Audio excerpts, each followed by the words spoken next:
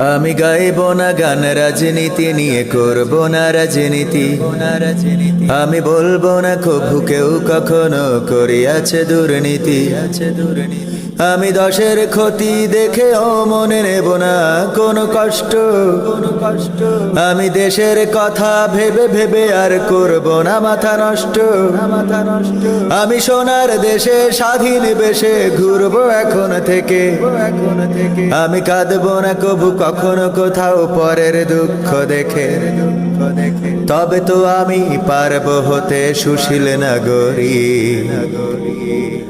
আমি আমার বিবেককে তাই জানাই হাজার